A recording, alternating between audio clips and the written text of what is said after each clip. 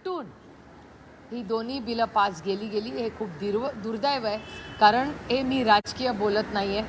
मनरेगा हा त्या भारतातल्या शेवटच्या गावातल्या शेवटच्या माणसाला हाताला काम सन्मानाने मिळावं याच्यासाठी महाराष्ट्राने सुरू केलेलं हे काम आहे, ज्याच्या देशात काँग्रेसच्या सरकारनी नंतर अटलजींच्या सरकारने ही त्याच्यामधून खूप क्रांती प्रत्येकाचं योगदान होतं त्याच्यात. पण आज दुर्दैव आहे की भारत सरकारने त्याच्यात नाव तर बदललंच, महात्मा गांधींचं नाव काढलंच, पण त्याचबरोबर जो निधी केंद्र सरकार म्हणून राज्यांना येत होता तो आता येणार नाही. आणि तो सगळा निधीचा बोजा आज सगळी राज्य आर्थिक अडचणीत आहेत त्या राज्यांवर तो टाकलेला आहे आणि त्याचा आम्ही जाहीर विरोध करतो. आणि हे अतिशय अयोग्य निर्णय केंद्र सरकारने घेतला.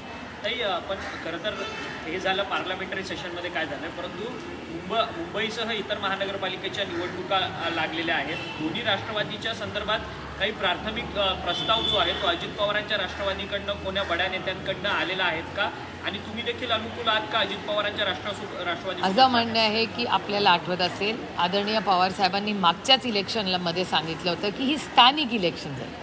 स्थानिक इलेक्शन्समध्ये काय कसा निर्णय घ्यायचा हा आमचे स्थानिक नेते ठरवतील.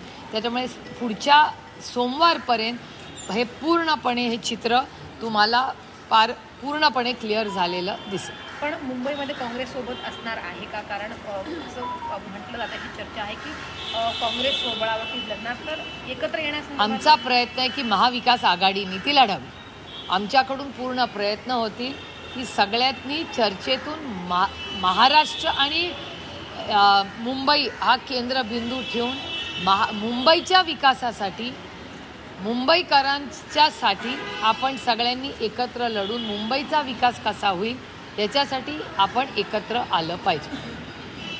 नाही, परंतु सातत्यानं कुठंतरी महानगरपालिकांच्या निवडणुकीच्या ज्या काही समोर येताना पाहायला मिळत आहे, राष्ट्रवादी काँग्रेस पक्ष म्हणजे तुमच्या शरद पवारांचा पक्ष हा नक्की नेमका अजित पवारांसोबत जाण्यास उत्सुक आहे का? कारण की ज्या पद्धतीने काल मुख्यमंत्र्यांबरोबरच्या चर्चेमध्ये अजित पवार आणि सुनील तटकरे यांनी देखील भूमिका मांडली की जिथे भाजपबरोबर शक्य नाही तिथे आम्ही राष्ट्रवादी शरद पवारांच्या पक्षासोबत जाणार आहोत. त्यांच्या मीटिंगमध्ये काय झालं आहे मला माहिती नाही, मी त्या मीटिंगमध्ये नव्हते आणि आजच्या सकाळच्या वर्तमानपत्रात काही मी वाचण्यात माझ्या आलेलं नाही, त्याच्यामुळे त्यांच्या मीटिंगमध्ये काय झालं ह्याची मला माहिती नाही. आमचं काय धोरण आहे आम्हाला माहिती आहे. आमच्या धोरणामध्ये मागेही पवारसाहेबांनी क्लिअरली पक्षाचा सिग्नल दिला होता आधीच्या इलेक्शनमध्ये.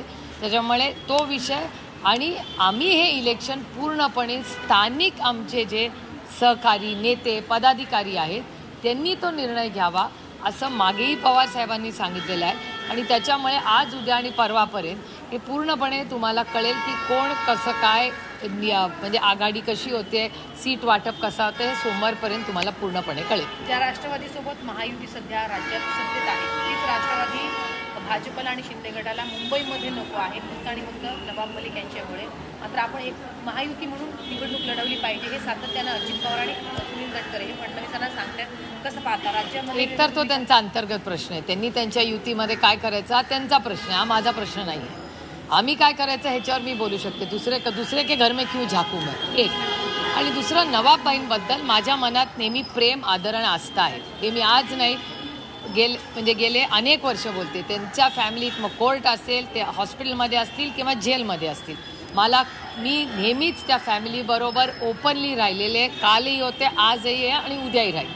त्यांच्या लढणाऱ्या लेकी आहेत, त्या लढत आहेत, त्यांच्याबरोबर मी ताकदीने राहणार. एकच गोष्ट मला वाईट वाटते की ज्या नवाबबाईंची लेख तुम्हाला सही करून तुमच्या या सरकारमध्ये चालते, जे नवाबबाई तुम्हाला काउन्सिल हॉलमध्ये असेंब्लीमध्ये निवडून आल्यावर तुम्हाला चालतात, एरवी तुम्हाला सगळे नवाबबाई चालतात, ह्यांच्या सोयीप्रमाणे ह्यांच्या स्ट्रॅटेजीमध्ये नवाबबाई बसत नाहीत म्हणून नवाबबाईंचं विक्टिमायझेशन चाललेलं आहे. हे चुकीचं आहे.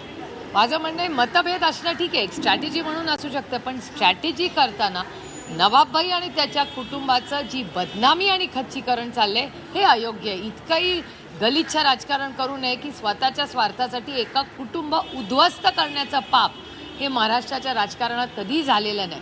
त्याच्यामुळे नवाबबाई सोयीप्रमाणे तुम्ही त्यांचा वापर करता आणि नवाबबाईंच्या आणि त्यांच्या कुटुंबाचा सोयीप्रमाणे खच्चीकरण, बदनामी ही जी चाललेली आहे, हे षडयंत्र जे चाललेलं आहे हे खूप दुर्दैवी आहे आणि हे कुठल्याही सुसंस्कृत समाजाला योग्य नाही.